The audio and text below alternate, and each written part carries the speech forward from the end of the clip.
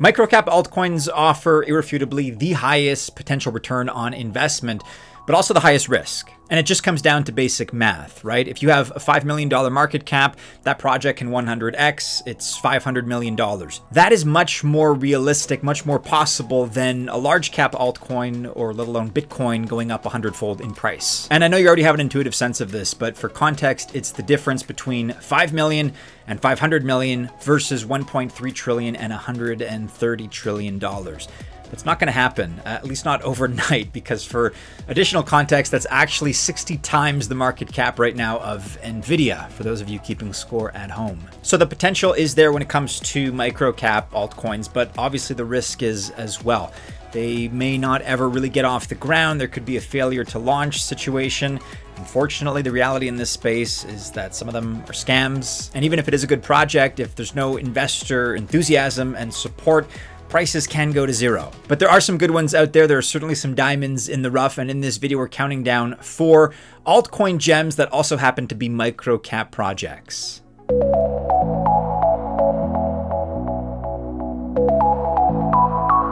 Welcome to the channel. My name is Maddie and this is Altcoin Buzz. All the best of luck if you choose to invest. I wish you very, very well. But I'm not a financial or investment advisor, clearly. So just remember that this video is not official financial or investment advice.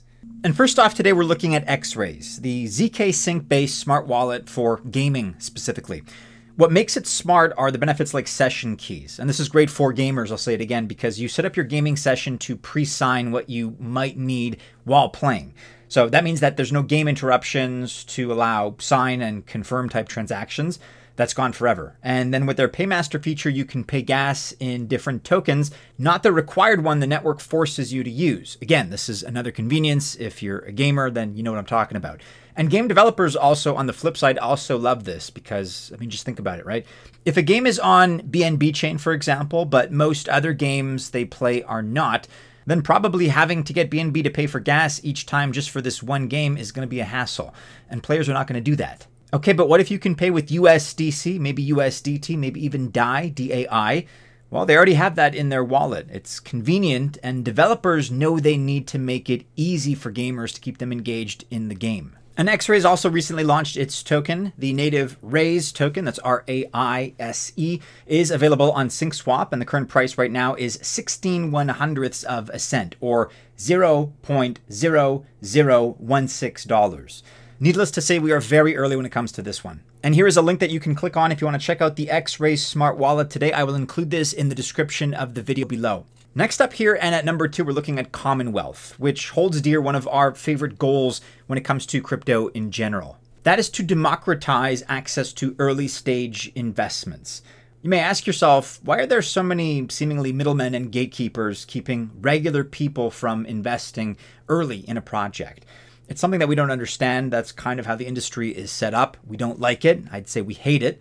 Because if you already know a lot in a certain technology or a given industry, why should you be kept out only to have some VC or private equity fund take advantage of those early opportunities? That's not fair. That's how we see it, at least. And Commonwealth agrees. They're of the same mindset and we're on the same wavelength here. Their free VC fund gave access to a piece of one of their investment funds to the public for free. Then the Alpha Fund opened and sold out very quickly after that. The fund that is active now is the Wealth Fund, WLTH, formerly known as the Community Fund. And we like how Commonwealth is transparent in how they select projects, and a couple of them in the Alpha Fund are intriguing. For example, we have Blue Whale for AI personalization. So the protocol can profile users while users can get a customized experience. And then we also have BitLayer, which is using the BitVM or Bitcoin virtual machine to create a usable layer 2 for Bitcoin.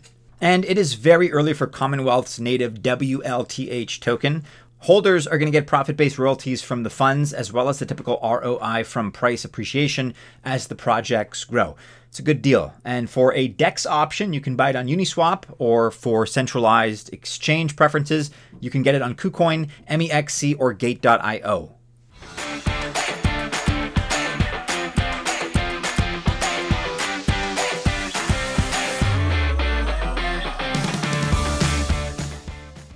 At number 3 here, we are looking at Oraichain, which is growing very quickly in 2 areas in particular: AI, artificial intelligence, and oracles.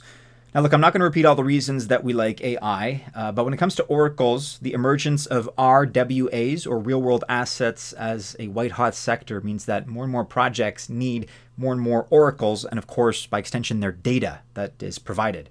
Data feeds for things like real estate prices, or anything for that matter, but let's take that example. This kind of data is vital if we ever want to tokenize real estate. And with Oraichain, you have AI-based oracles to ensure that the data is accurate and fast. This is something new and actually different from projects like leading oracles. You can think of Chainlink, for example. Another sign is that Oraichain here, which is part of the Cosmos IBC, is bucking the trend big time. Many IBC projects are struggling mightily, but that's not the case for Oraichain. It has struggled over the course of the last 3 months, and it's gone down actually pretty significantly in that time, but believe it or not, less so than most other IBC projects. Even with that, though, with those last 3 months, if we take a look at the last year, things are quite a bit better. It's up something like 250% in the last 12 months and is perhaps on the verge here of a positive upward trend. The current price of Oraichain, ticker ORAI, O-R-A-I, as I record, sits at $7 and now 58 cents, with a market cap of $123 million. And this is a nice feature here. Almost 90% of the total supply of tokens is in circulation. So this is another one where we feel that the downside risk is actually quite a bit lower than the potential upside. Last but not least here, we are looking at ChainGPT CGPT, which is one of the AI projects we see as having quite a bit of a lower risk, despite its $80 million or so market value. That is still small, and that means that there is some risk here. But the thing is that AI infrastructure tools, not like OpenAI, but the tools that decentralized versions of OpenAI need, represent a great set of services and a terrific market to be active in right now. ChainGPT has a launchpad, chatbots, NFT generators, an AI-assisted suite of services like adding AI components to a smart contract, a Solidity-based smart contract generator, meaning you can create EVM-compatible smart contracts, and a whole lot more.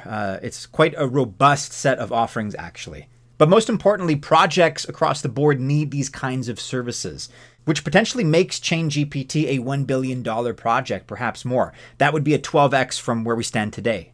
The native CGPT token is available on many of the big centralized exchanges that don't happen to be named Coinbase or Binance, and there are lots of DEX options as well, including PancakeSwap, Uniswap, or aggregator Kyber Network. Its price on PancakeSwap is about 15.5 cents, with approximately 52% of the total supply of tokens in circulation.